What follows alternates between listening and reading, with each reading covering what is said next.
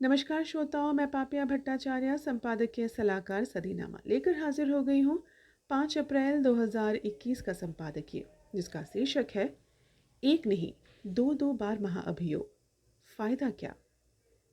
इसे लिखा है हमारे संपादक जितेंद्र जितांशु ने। 6 जनवरी अपने समर्थकों को कैपिटल हिल यानी अमेरिकी सांसद परिसर पर हमला करने के लिए उकसाने का आरोप लगा डोनाल्ड ट्रंप पर, जिसे सदन में 197 के मुकाबले 232 वोटों से पारित कर दिया गया। 10 रिपब्लिकन सांसदों ने महाअभियोग प्रस्ताव का समर्थन किया। 6 जनवरी को हुई इस हिंसा में एक पुलिस अधिकारी समेत 5 लोगों की मौत हो गई।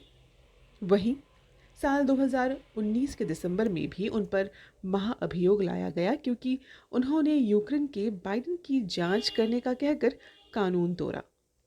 हालांकि सेनेट ने उन्हें आरोपों से मुक्त कर दिया था, लेकिन उस समय एक भी रिपब्लिकन सांसद ने ट्रंप के खिलाफ वोट नहीं दिया था।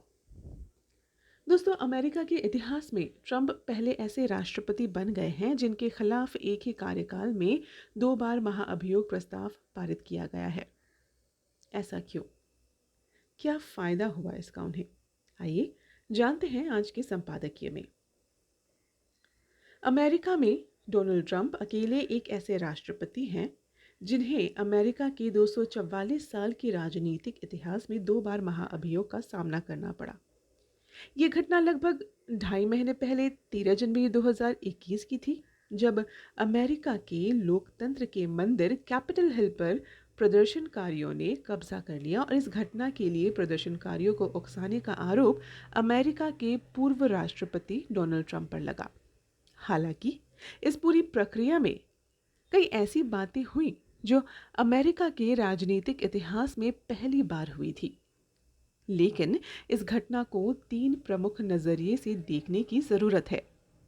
हालांकि यह हैरान करने वाली बात है कि 211 रिपब्लिकन सांसदों में से महज 10 सांसदों ने ही ट्रंप के खिलाफ महाअभियोग चलाने का प्रस्ताव समर्थन किया।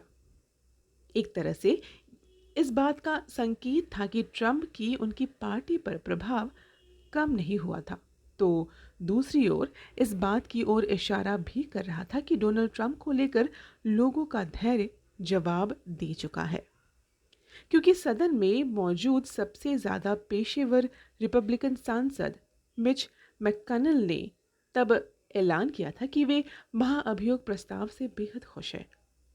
एक और चीज़ जो अमेरिकी राजनीति में पहली बार हो रही थी, वो ये कि बीते 4 वर्षों में पहली बार ट्रंप की उंगलियां टीवी रिमोट पर थमी हुई थी, क्योंकि संसद भवन से 1 मील की दूरी पर जब उनके खिलाफ महाअभियोग चलाया जा रहा था, तब वो टीवी पर इसका लाइव प्रसारण देखने को मजबूर थे।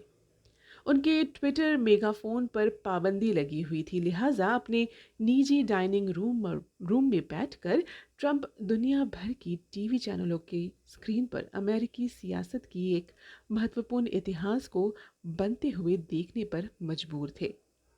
एक ऐसा अमेरिकी राष्ट्रपति जो तमाम डिजिटल प्लेटफॉर्म से के कंटेंट में बदलाव का सुझाव देने में संकोच नहीं करता था, वो खुद सारे डिजिटल प्लेटफॉर्म का इस्तेमाल नहीं कर पा रहा था।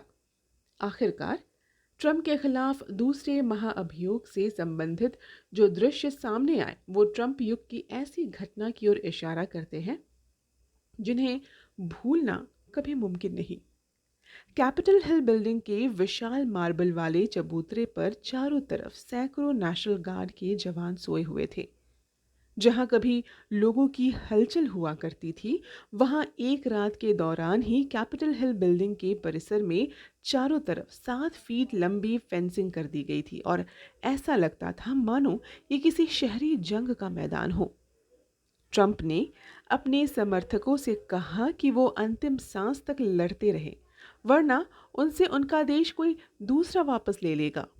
और इन सब के बीच ट्रंप टीवी स्क्रीन पर अमेरिकी सियासत के एक कालखंड को बीतते हुए देख रहे थे। आमीन।